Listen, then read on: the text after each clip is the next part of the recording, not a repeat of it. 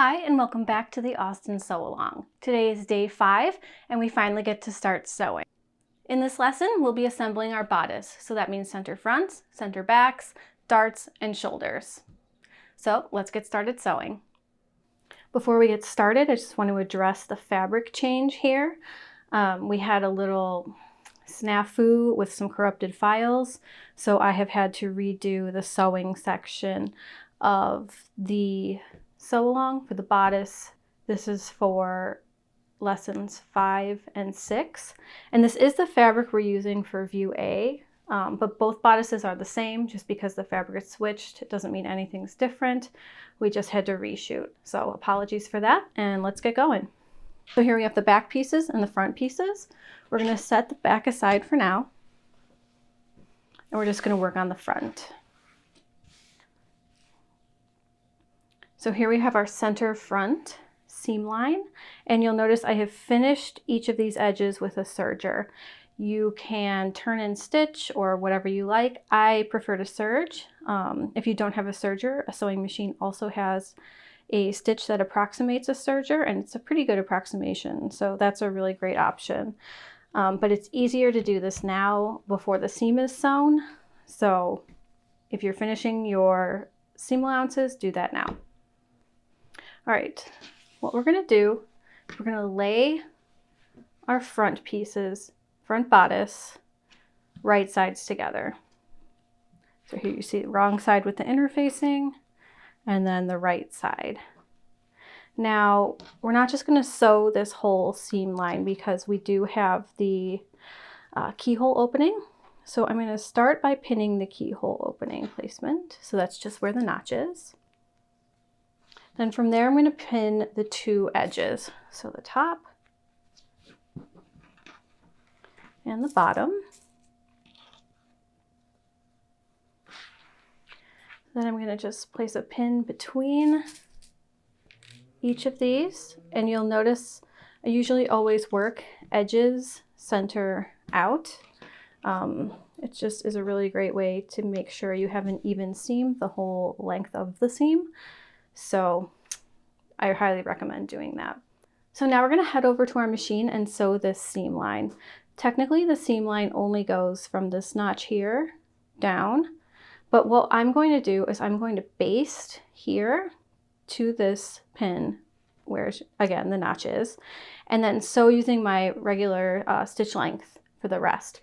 And what that allows is for me to press and get a really good press even with the rest of the seam line for the keyhole opening. And just to make sure I don't baste the whole way down, at the notch, I'm going to place a double pin.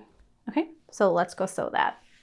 Okay, so I have set my machine to baste, and I'm just going to sew along the seam allowance. I'm not backtacking for the basting.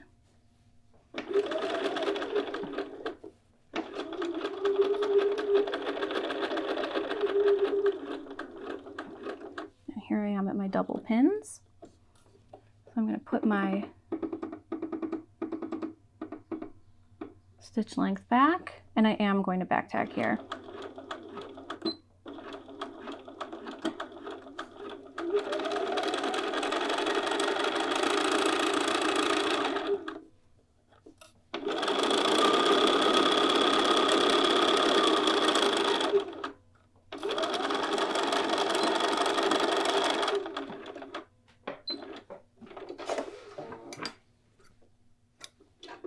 Now we're going to press the length of the seam allowance open. I like to just do a little finger press in the basted area because I find that sometimes that doesn't press quite as well.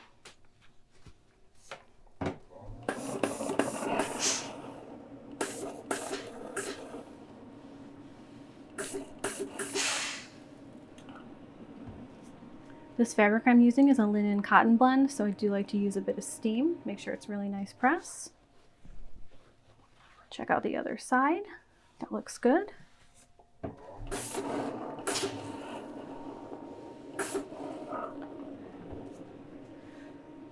And we're going to leave this basting in. So now what we're going to do is sew the darts. If you are making a 0 to 18 B cup, your dart will look like mine. If you're making 14 to 32, you'll have a cutout in your dart, but both are sewn the same. We're going to be sewing from the dart leg notches to the bust point. So what I'm going to do,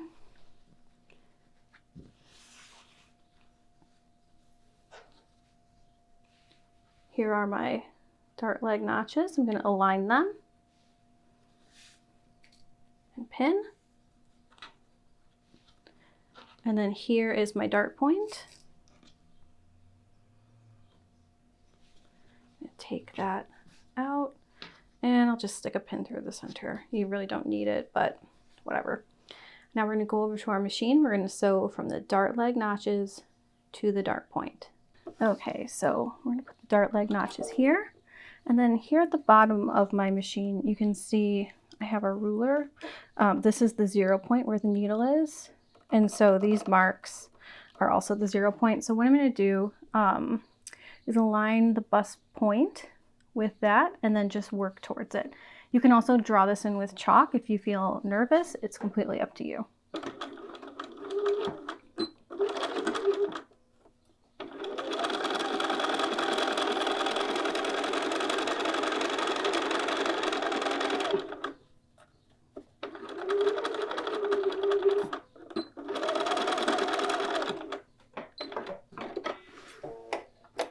We now need to press our dart. So we're going to press, this is the dart take up, we're going to press this towards the hem. So there you go, like that. You'll see that it's hard to press this flat because we're pressing a 3-dimensional shape on a flat board. So this is where your ham comes in. We're just going to place the ham underneath and then we'll press.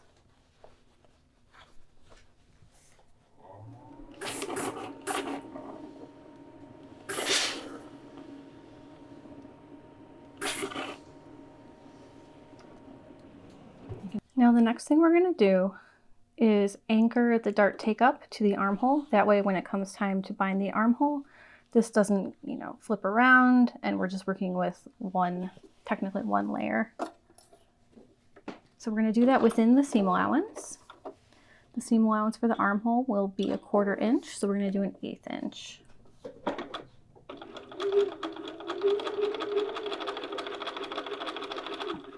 And there's no need to back tack or anything like that. Okay, both of our darts are now sewn. You can see the take up on the back. We're going to set the front of the bodice aside and work on the back. Now for the back, we need to sew the center back seam line. So I'm just going to pin those together.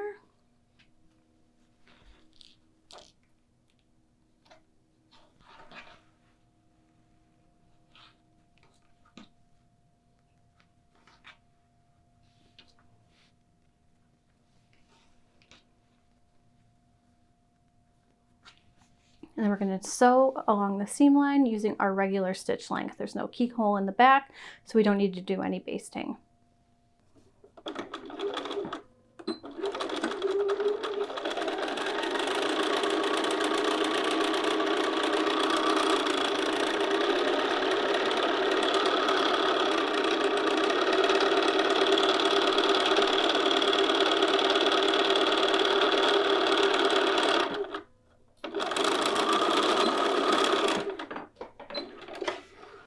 Now once again, we need to press the seam allowance open.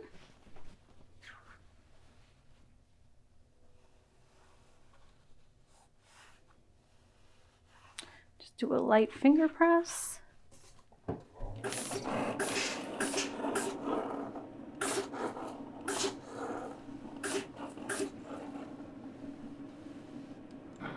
And check out the back, it looks great.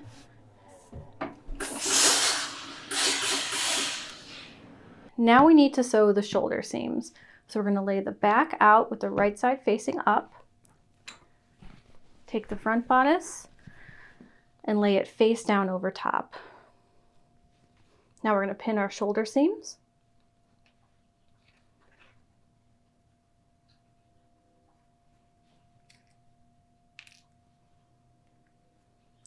And the front shoulder is on more of the bias, so just make sure you're not stretching that out as you pin.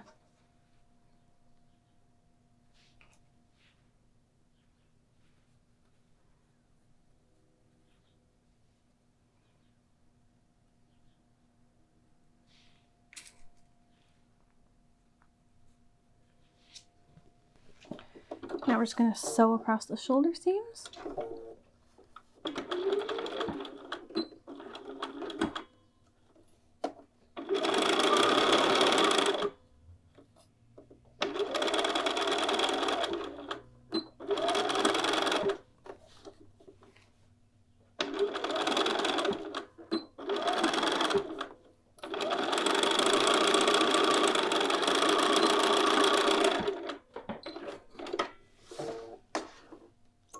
Now we need to press our seam allowances towards the back of the garment. So I'm going to do that over my sleeve roll.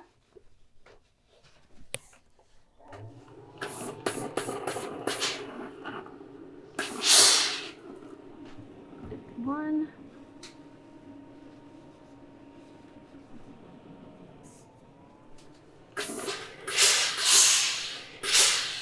And two. And here on the back you can see the seam allowances are going towards the back of the bodice. So here you can see we've sewn our center front and center back, put our darts in, and sewn the shoulder seams. All right, our bodice is assembled, and in our next video we're going to be finishing the neckline and the keyhole. So stay tuned for that. And if you have any questions, as always, let me know in the comments below. Make sure you subscribe to our channel so you don't miss any of our updates, and I'll see you back here next time. Bye-bye.